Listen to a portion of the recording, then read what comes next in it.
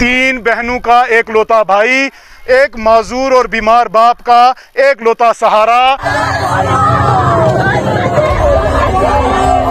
ऐसे बदमाशों ने उसको रास्ते में घेर लिया और उसका कत्ल कर दिया गया। शायद उसकी मैयत को कंधा देने से पहले उस माजूर को अपने जवान बेटे की मैयत को आज कंधा देना पड़ रहा है।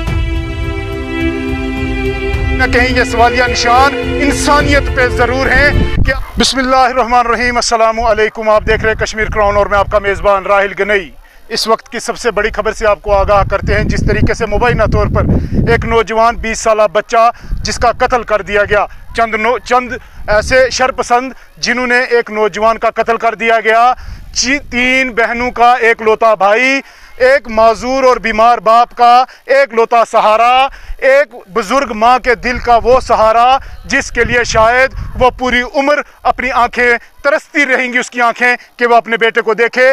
आज उसका मुबैना तौर पर कत्ल कर दिया गया।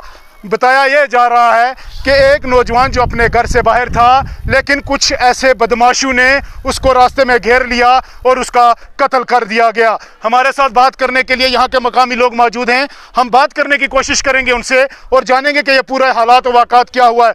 सबसे पहले आपका खैर मकदम कश्मीर को दुख भरी इस मजलिस में हम ज़्यादा कुछ ना कहते हुए आपसे यही जानने की कोशिश करेंगे पूरा माजरा हुआ क्या। शुक्रिया कश्मीर क्राउन का, और आप हमारी इस दुख की घड़ी में इस दूर दराज गांव में चल के आए। हमारे सबसे बड़ी बात तो हमारे लिए ये है, बाकी आपने देखा है, जैसा सुना है कि कल रात हमारा एक नौजवान बच्चा जो रजौरी से आगे एक भैंस दूध के लिए घर के लिए लाने के लिए गया और उसको किसी नामालूम अफराद ने वहाँ पे पकड़ा, पहले पीटा और फिर उसके सर में राड़ू से मारा और उसका कत्ल हो गया। हॉस्पिटल आया, वहाँ से रेफ़र किया उसको जम्मू। और बाकी आपने देखा, उसके बाप को भी देखा, उसकी बहनों को भी देखा। तीन बहनों का इकलौता भाई था, उसका बाप माजूर है। और एडमिनिस्ट्रेशन ने आज रजौरी में FIR के लिए कहा, पता नहीं की है या नहीं, ये तो पता नहीं है। बाकी आपने हालात उस घर के भी देखे हैं, उस ख़ानदान के भी देखे हैं और यहाँ के लोग भी देखे हैं कि क्या हालात उन पर गुजर रही है उस नौजवान के लिए जो उस घर का एक चिराग था और उस गरीब घर का एक ज़रिया था कमाई का। बस और क्या कहूँ उसके लिए। बिल्कुल, कहीं ना कहीं ये बहुत बड़ा सानिया है। अगर हम ये बात कहें कि एक बाप जो माजूर है, जो फालिज का मरीज़ है, उसका आखिरी सहारा, शायद उसकी मैयत को कंधा देने से पहले उस माजूर को अपने जवान बेटे की मैयत को आज कंधा देना पड़ रहा है।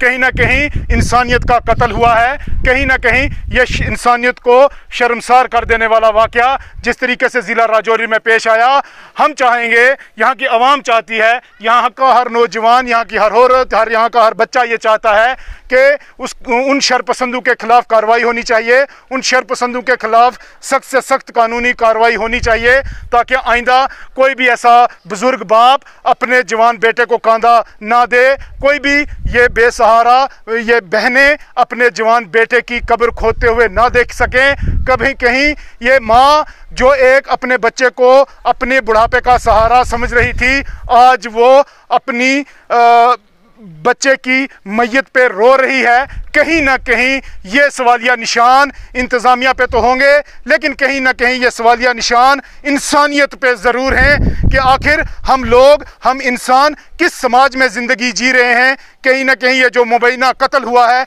इसके पीछे पूरी इंक्वायरी होगी और कहीं ना कहीं ये तमाम हालात व वाक़ात जिस तरीके से आप अपनी स्क्रीन पे देख रहे हैं, अल्लाह पाक हमें इनसे बचाए। मैं आज इस दुख की घड़ी में अपने पूरी आवाम की तरफ से शाना बशाना हम इनके साथ खड़े हैं। और अफसोस की बात यह है कि आज इंसानियत को शर्मसार कर देने वाला वाक़या ये ज़िला राजौरी के मुरादपुर में पेश आया। आप जुड़े रहें कश्मीर क्राउन के साथ। अल्लाह हाफिज़। सभी लोगों को पता ये वाक़ा आज रात के कोई तीन बजे का वाक़ा है। ये हमारे यहाँ फैमिली है, मोहम्मद अफजल जो है वो बेचारा खुद भी पैरालिसिस का उसका अटैक हुआ है, उसका बेटा है।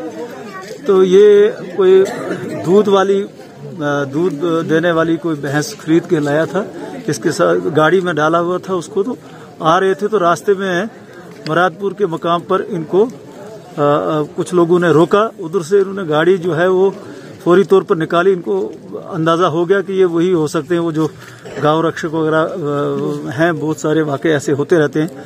तो इन्होंने उसका अंदाज़ा जब इनको हुआ तो इन्होंने गाड़ी वहां से निकाली थे। वो मोटरसाइकिल पर थे, उसके बाद वो फिर फॉलो अप किया उन्होंने, वो इनसे आगे हो गए।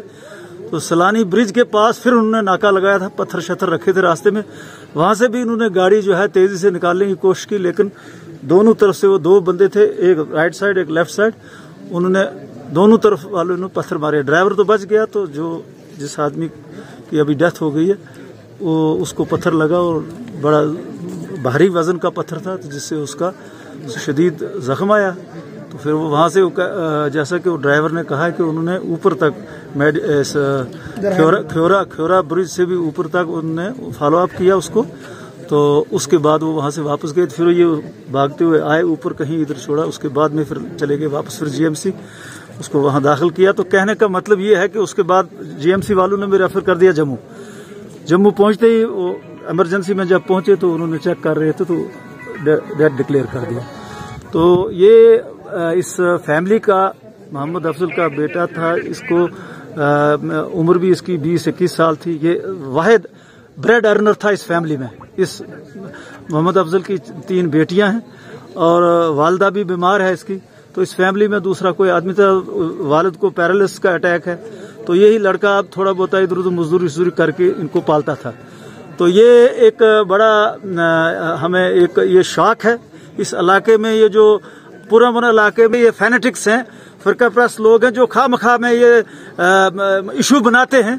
तो ये उन लोगों ने पहले भी अटैक किए हैं, बल्कि एक बार पीछे एक पुलिस वाले पर भी हमला, वो भी घायल आ रहा था नीचे, उस पर भी हमला किया, वो भी शदीद जख्मी हुआ था।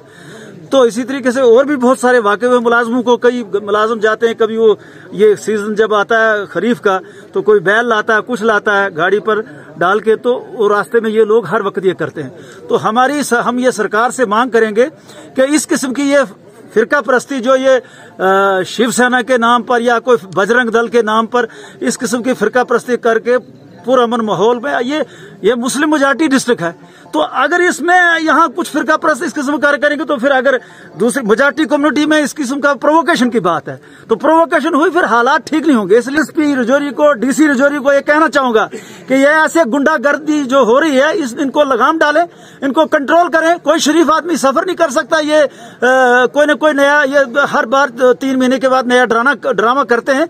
तो इसलिए एडमिनिस्ट्रेशन को सख्त इसका नोटिस लेना चाहिए।